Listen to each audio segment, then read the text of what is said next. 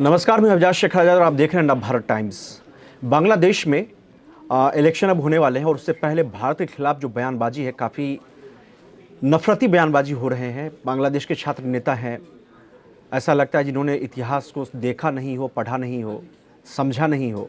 1971 के युद्ध में भारत ने कैसे बांग्लादेश की आज़ादी में एक महत्वपूर्ण भूमिका निभाई थी। पाकिस्तान के साथ भारत का जंग हुआ था और फिर एक नए बांग्लादेश का, एक नए देश का जिसका नाम बांग्लादेश है, उसका निर्माण हुआ। उन तमाम बातों को भुलाकर जिस तरह से शेख हसीना की गद्दी को उखाड़ कर फेंका, उसी तरह बांग्लादेश के नेता भारत के साथ संबंध को भी उखाड़ कर ऐसा लगता है जैसे बंगाल की खाड़ी में दफना देना चाहते हैं। लेकिन क्या बांग्लादेश भारत के बिना रह पाएगा? भारत के खिलाफ इतनी नफरती बयानबाजी करने के बाद बांग्लादेश में चुनाव के बाद जिस सरकार का निर्माण होगा, क्या वो सरकार भारत से संबंध बिगाड़ कर काम कर पाएगी? इन तमाम मुद्दों पर बात करने के लिए हमारे साथ बेहद खास मेहमान हैं। हमारे साथ डॉक्टर मनन द्विवेदी सर, जो कि Indian institute of planning and administration, जहां पर कि विदेश विभाग के में काम करने वाले अधिकारियों की ट्रेनिंग होती है, उसके फैकल्टी हैं। सर, आपका बहुत बहुत स्वागत है हमें समय देने के लिए। धन्यवाद, मुझे बुलाने के लिए धन्यवाद।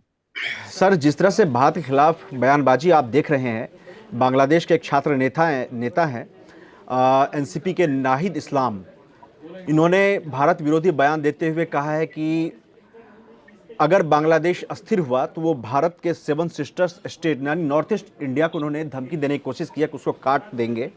यानी एक तरह से ये भारत के खिलाफ खुलकर एंटी इंडिया बयानबाजी कर रहे हैं। ये तो भारत को तोड़ने की बात कर रहे हैं। आप उनके बयान को किस तरह से देख रहे हैं? देखिए, जो आपने जो बात बोली है, जो स्टेटमेंट अभी आया है एनसीपी के हेड की तरफ से, तो उस कॉन्टेक्स्ट में मैं बस ये कहना चाहूंगा कि एक समय हुआ करता था कि भारत और बांग्लादेश के बड़े ही सौहार्दपूर्ण संबंध होते थे। और जैसा कि आपने ये बात बोली है और ये जग जाहिर भी है कि 1971 के वॉर ऑफ लिबरेशन में हमारी माननीय प्रधानमंत्री इंदिरा गांधी जी ने और सैम मानेकशॉ ने अपनी टीम को इतना सजग बनाया, इतना सडट बनाया कि उन्होंने पाकिस्तान की बिल्कुल मिलिट्री की कमर तोड़ दी। और सबसे बड़ी बात है, मैं इतिहास में जा रहा हूं थोड़ा, कि 90,000 सैनिक विश्व का बहुत बड़े बड़े जो सरेंडर्स हैं, मिलिट्री सरेंडर्स, वहां पर पाकिस्तान के सोल्जर्स की बेल्ट उतार के उनको सरेंडर किया गया बिना लड़े ही। कुछ लड़ाइयां हुई छोटी मोटी, अर्बन वॉरफेयर हुए, भारत ने बॉम्बिंग भी की बांग्लादेश के ऊपर, एक दो रिवर्स के ऊपर भी युद्ध हुए। पर जनरल नियाजी को जिस तरीके से जनरल अरोरा ने बेवकूफ बनाया, ये कहानी नहीं है, ये बहुत बड़ी भारतीय मिलिट्री की सच्चाई है, बहुत बड़ी सक्सेस है कि बिना लड़े हुए, बिना खून खराबा किए हुए उन्होंने जनरल नियाजी को ऐसा प्रतीत कराया कि आपकी सेना 10 लाख भारतीय सोल्जर से घिरी हुई है। तो जनरल नियाजी, मैं ये नहीं बोला डरा या नहीं डरा, पर मैं बोलूंगा कि उनको लगा कि लड़ना अब बिल्कुल पॉसिबल नहीं है, क्योंकि वैसे ही बे ऑफ बंगाल का जो सी लिंक है, जो सप्लाई चेन है, वो भारत के आईएनएस गाजी को उड़ाकर और बाकी पनडुब्बियों को, पाकिस्तानी पनडुब्बियों को डुबोकर और एयर डोमिनेंस ले ली थी। तो नियाजी ने बेसिकली अपनी हेल्पलेसनेस के चलते सरेंडर किया।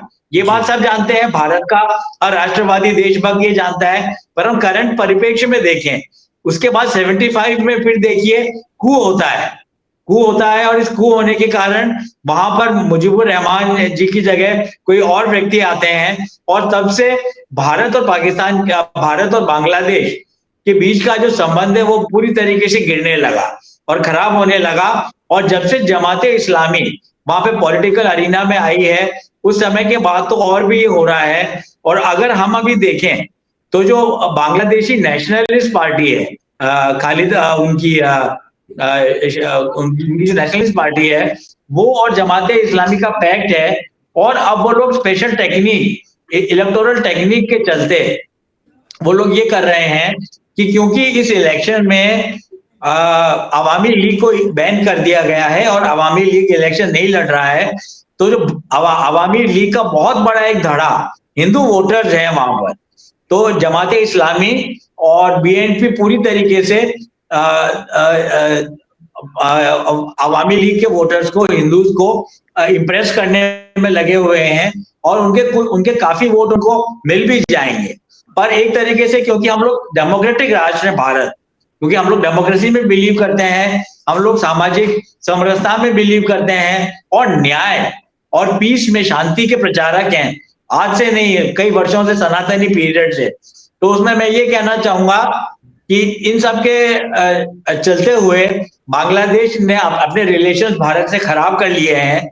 और जो पर एक बात जरूर है कि ये इलेक्शन पूरी तरीके से मैं कहूंगा बेकार की कवायद है, शैम कवायद है, क्योंकि जो सबसे बड़ी पॉलिटिकल पार्टी है अवामी लीग, और उनकी जो रिप्रेजेंटेटिव है उन्होंने न्यू दिल्ली में शरण ले रखी है। तो जब तक अवामी लीग का जो राजनीतिक दल है वो जब तक बैंड रहेगा और जब तक उन्हें चुनावों में पार्टिसिपेट नहीं करने दिया जाएगा, मुझे लगता है ये भी एक तरीके की ड्रैकोनियन और डिक्टेटोरियल कवायद भी है, क्योंकि डेमोक्रेसी का मतलब है। जी, बात तो सर मनन सर, बात ये भी है ना कि मोहम्मद यूनुस जिस तरह की राजनीति कर रहे हैं उसमें बीएनपी और अवामी लीग में पूर्व मुख्यमंत्री जो है शेख हसीना, उनको फांसी की सजा उन्होंने सुना दी है। बेगम खालिदा जिया जो बीएनपी की नेता हैं, वो उनकी क्रिटिकल कंडीशन है, खुद हॉस्पिटल में है। उनके बेटे जो तारिक रहमान है, उनका कुछ दिनों पहले स्टेटमेंट आया था, उसमें जमात इस्लामी पर उन्होंने निशाना साधा था, कहा था कि 1971 के लिबरेशन आर्मी जो वार हुआ था उसमें पाकिस्तान की मदद की थी जमात इस्लामी ने, और जमात इस्लामी पर उन्होंने लाखों बंगालियों यानी बांग्लादेश के नागरिकों को मारने तक का आरोप लगाया था।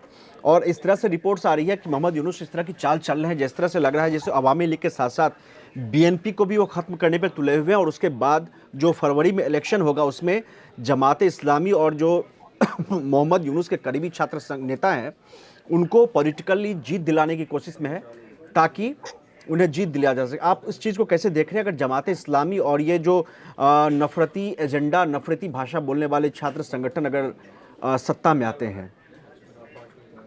देखिए, ये जो घटना है, देखिए मैं इसमें थोड़ा अलग परिप्रेक्ष्य से देखता हूँ अभिजात जी।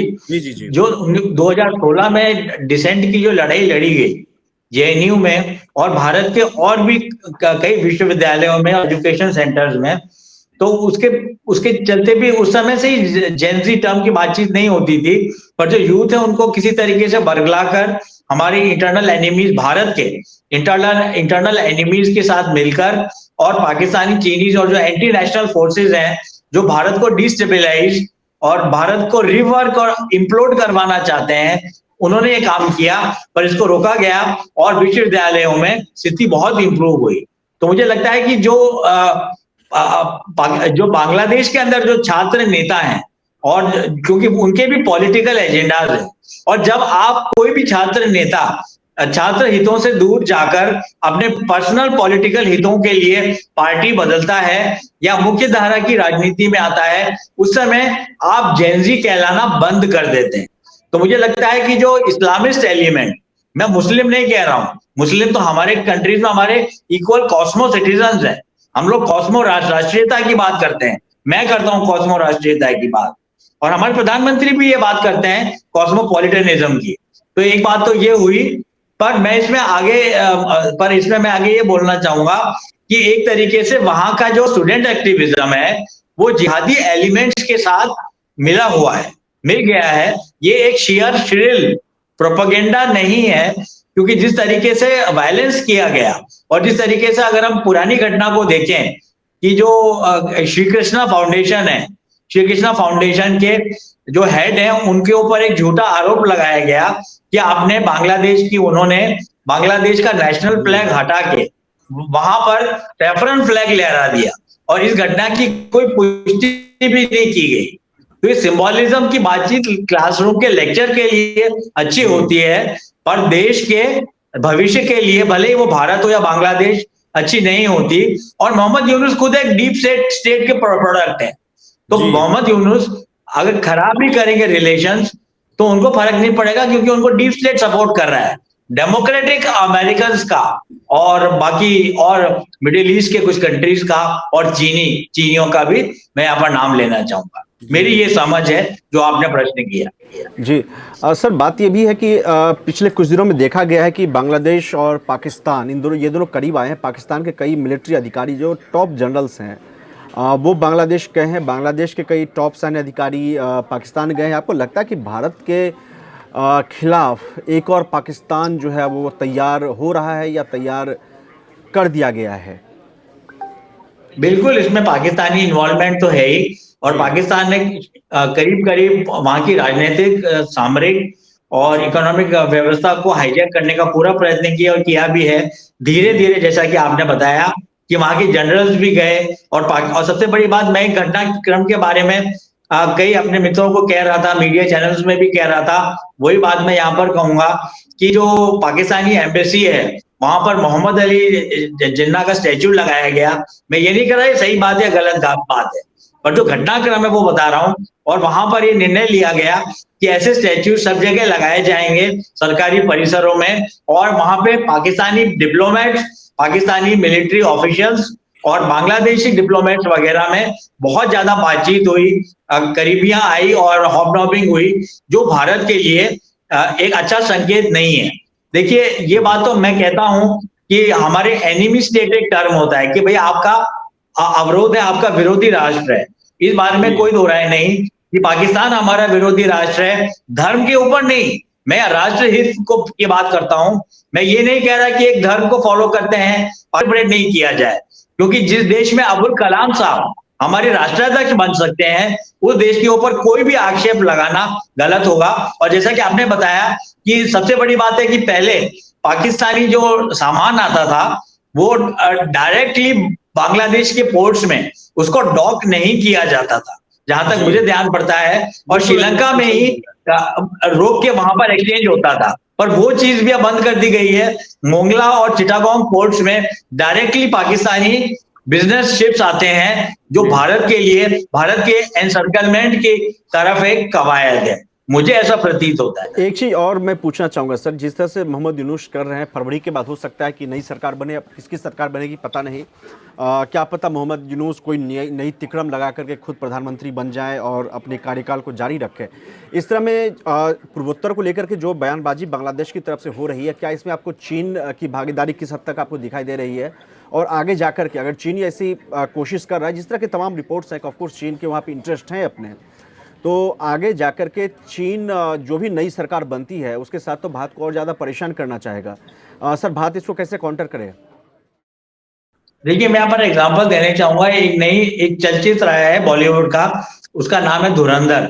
मैं बातों को लाइटली नहीं लेना चाहता, आपका समय नहीं बिगाड़ना चाहता, पर क्योंकि सिनेमा भी हमारे एक राष्ट्रीय अनुभव का अंग है, इसलिए मैं उसकी बात कर रहा हूं। तो उसमें ये बताया, उसके अंदर ये बताया जाता है कि किस तरीके से भारत के एक कैबिनेट मिनिस्टर और उनके बेटे गए, नाम किसी का नहीं लिया उस पिक्चर में, और कैसे उन्होंने अजमल कसाब को बुलाया ताकि मुंबई टेरर अटैक किए जाए। और इसको मैं इस बात को अपनी अलग आर्ग्यूमेंट से रिलेट करना चाहूंगा कि अपने जो चीफ ऑफ स्टाफ थे बिपिन रावत सर, जिनका बड़े ही अनफॉर्चुनेट तरीके से उनका अंत हुआ उनके जीवन का, थी, लोग कहते हैं वो चीन की मिली भगत थी, जिसके कारण भारत को अपना बहुत बड़ा मिलिट्री और स्ट्रेटेजिक थिंकर खो देना पड़ा। उन्होंने भी बोला कि जो भारत के इंटरनल एनिमीज हैं, चाइना और पाकिस्तान, अगर एक साथ भारत के ऊपर फ्रंट खोलते हैं, मिलिट्री फ्रंट, तो जो तीसरा एनिमी है कम्युनलिज्म का थ्रेट, कास्टिज्म का थ्रेट और रीजनलिज्म का थ्रेट, ये थ्रेट भी भारत की तरफ आएगा और हमको अंदर भी लड़ना पड़ेगा। तो मुझे लगता है पाकिस्तान की, जैसे अगर चीन की हम बात करें, तो ऐसे कई एविडेंस पहले भी हैं कि हमारे यहाँ जो माओवाद का खतरा अब करीब करीब समाप्ति की तरफ हो रहा है। माओवाद, जिसको 31 मार्च में माननीय प्रधानमंत्री ने ये डिक्लेयर किया है कि 31 मार्च के बाद अर्बन नक्सलिज्म भले ही रह जाए, पर जो मिलिट्री नक्सलिज्म है वो नहीं रहेगा। तो अपनी बात को फिर सही डायरेक्शन में मोड़ते हुए मैं आता हूं और कहूंगा कि चीन का अमेरिका के साथ भी हाथ रहा। पहले जो 7 सिस्टर्स हैं, चिकन नेक के ऊपर गंदी नजर रही, और 7 फिंगर्स की एक फिलॉसफी थी अमेरिका में, ये मुझे कहना पड़ रहा है। तो उसके चलते चीन और पाकिस्तान, चीन और अमेरिका मिले हुए थे कि भारत की जो सातों जो अपनी नॉर्थ ईस्टर्न सिस्टर्स हैं, उनको अलग राष्ट्र का दर्जा दिया जाए और नागालैंड वगैरह ग्रुप्स को इसकी लीडरशिप या इसको आगे फ्रंट लाइन में रखा जाए।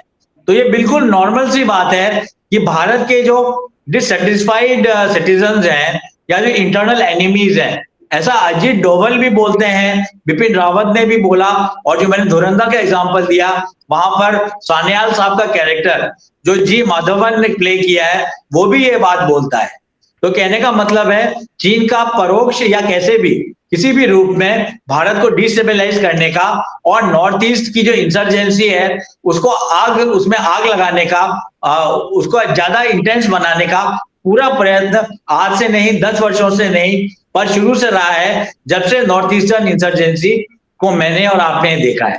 मैं यहाँ पर यही कहना चाहूंगा। जी सर, बांग्लादेश का एक इस्लामिक देश बनना, इसको आप किस तरह से देख रहे हैं? क्या मान लीजिए भारत सरकार, मतलब बांग्लादेश में एक नई सरकार का गठन होता है, इस्लामिक विचारधारा वाली अगर वो सरकार होती है, जिस तरह से जमात इस्लामी मतलब चुनाव लड़ रही है, अगर मतलब कुछ भी हो सकता है अगर इस विचारधारा पर इलेक्शन लड़ा जाए तो, क्योंकि पाकिस्तान में भी जमात इस्लामी के भले सीट नहीं है लेकिन उनके समर्थक तो हैं ही। तो अगर एक इस्लामिक सरकार आती है, इस्लामिस्ट सरकार आती है बांग्लादेश के अंदर में, तो भारत कैसे डील कर सकता है सर? देखिए, इसमें कोई आश्चर्य की बात नहीं है। देखिए, पहले भी भारत को कुछ बांग्लादेश के जो राजनीतिक दल थे और चाइना ने भी, और कभी कभी तो नेपाल ने भी और पाकिस्तान ने पूरे बड़े बड़े ही पुरजोर तरीके से ये कहा है कि भारत एक बेनाइन हेजीमॉन है। मतलब हम आके गुजराल के समय में हमने ये टर्म सीखा था जब हम लोग विश्वविद्यालय जेएनयू में पढ़ते थे, बेनाइन हेजीमॉन। इसका मतलब ये कि भारत आर्म ट्विस्टिंग करता है नेपाल, पाकिस्तान और बांग्लादेश की, और आर्म ट्विस्टिंग करता है और हेजीमॉन है। तो इसको थोड़ा सा लाइट करने के लिए, इसको और ज्यादा लिबरल चमक देने के लिए कुछ शिक्षाविदों ने और डिप्लोमेट्स ने ये कहना शुरू किया कि हम हेजीमॉन तो हैं पर हम बेनाइन हेजीमॉन है। बेनाइन हेजीमॉन से मतलब ये कि हम राम राज्य है हमारा, भारत की दादागिरी है अगर तो वो राम राज्य है। और ये बात तो देखी ही जाएगी कि भारत ने बहुत मदद की है बांग्लादेश की। हमने बांग्लादेश के जन्म में अगर किसी राष्ट्र का हाथ है तो वो भारत का है, न्यू दिल्ली का है। नेपाल को खड़ा करने में उनकी हाइड्रो इलेक्ट्रिक पावर और उनके और इंटरनल इश्यूज को सर्व करने में भारत का बहुत बड़ा योगदान है। पर हम अगर बांग्लादेश को देखें तो करप्शन और अनएम्प्लॉयमेंट, ये वहां की दो बड़ी परेशानियां हैं, और उन चीजों को एड्रेस तो नहीं किया जा रहा है, बल्कि एक राजनीतिक ग्रांट स्टैंडिंग मोहम्मद यूनुस और वहां की इंटरिम सरकार कर रही है।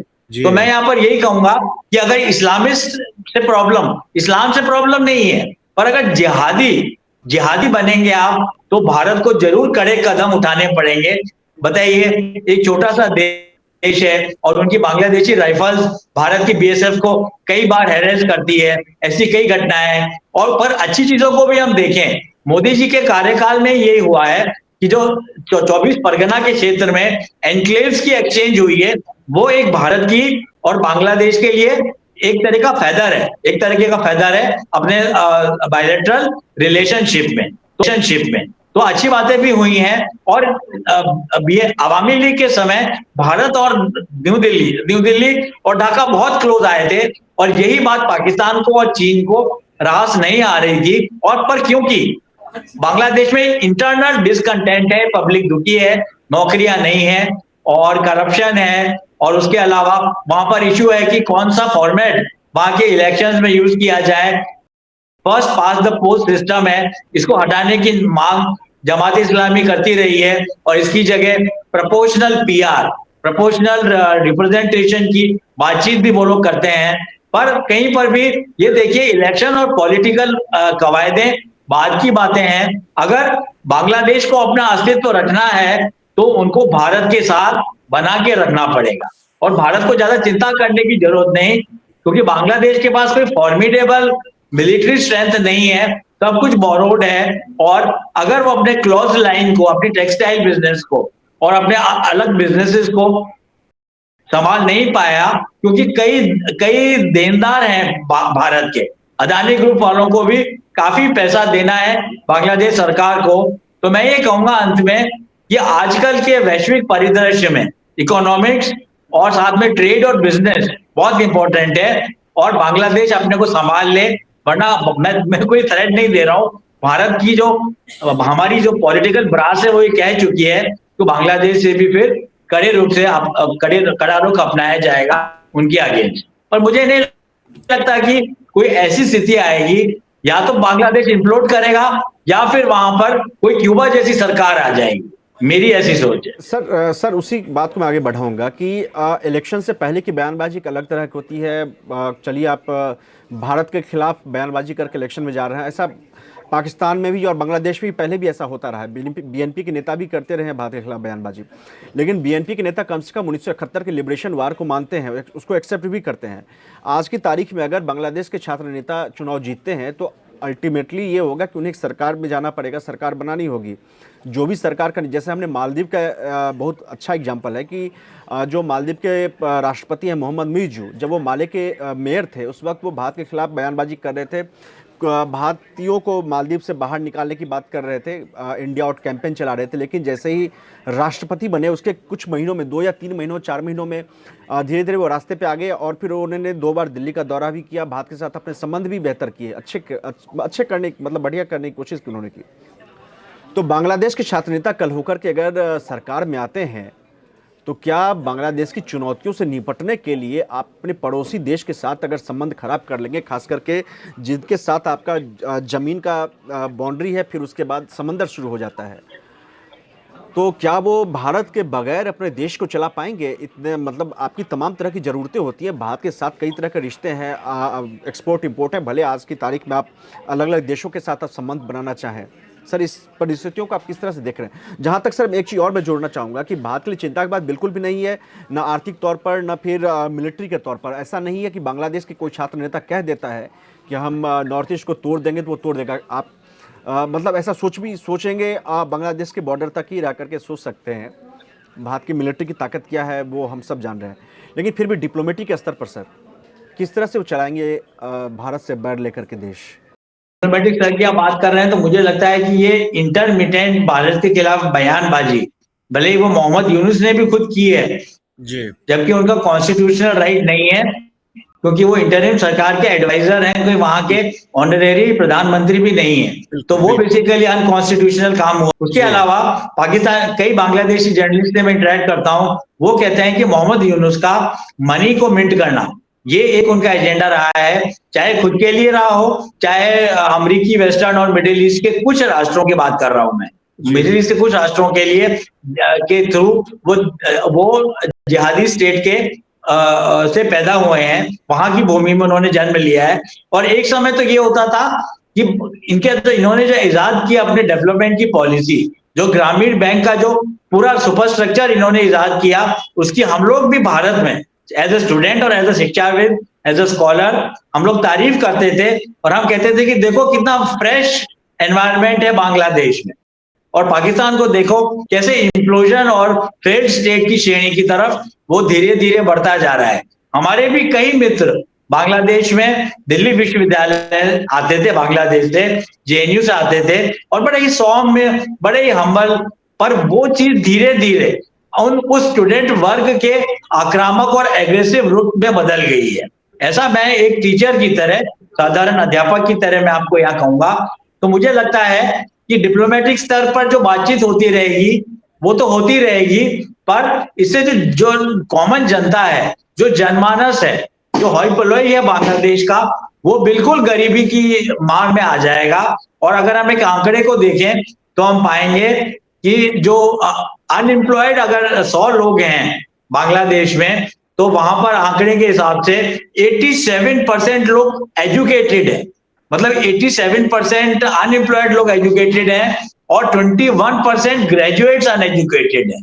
तो ये इतना बड़ा नहीं है, पर 87% बहुत बड़ा आंकड़ा है, जिसके चलते हम कह सकते हैं कि राष्ट्रों को युद्ध की नीति छोड़कर, जैसा कि प्रधानमंत्री भी कहते हैं, जैसा कि जयशंकर साहब भी कहते हैं, कि हम लोग अगर विश्व गुरु की बात करते हैं या विश्व बंधुत्व की बात करते हैं, तो हमको पीस का, संधि का और पॉलिटिकल वायलेंस के अंत करने का प्रयास करना चाहिए, जो कि भारत करेगा।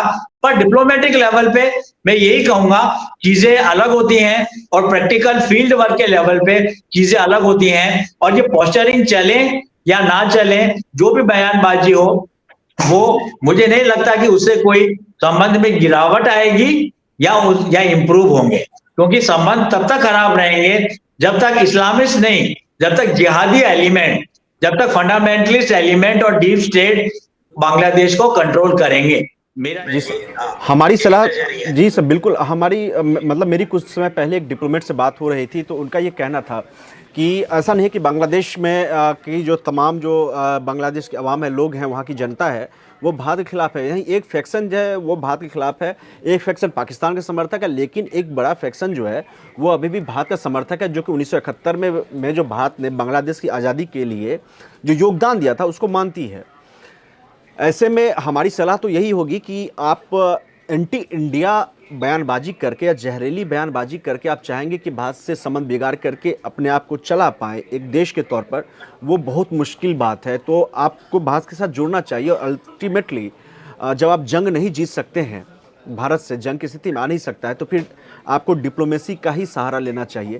Thank you Manan Dwivedi sir, हमसे बात करने के लिए, हमें समय देने के लिए। बांग्लादेश में जो भी होता है, डेवलपमेंट होते आगे जो होंगे उस पर हमारी नज़र रहेगी, और जो फरवरी में इलेक्शन है उससे पहले भी बांग्लादेश को लेकर के हम आपसे बात करते रहेंगे डेवलपमेंट के बारे में। तब तक के लिए आप देखते रहिए Navbharat times. Thank you Manan Dwivedi sir, एक बार फिर से आपको हमें समय देने के लिए। नमस्कार, मुझे मुझसे बात करने के लिए जी सर, बहुत बहुत धन्यवाद। जी सर, थैंक यू, रखते हैं।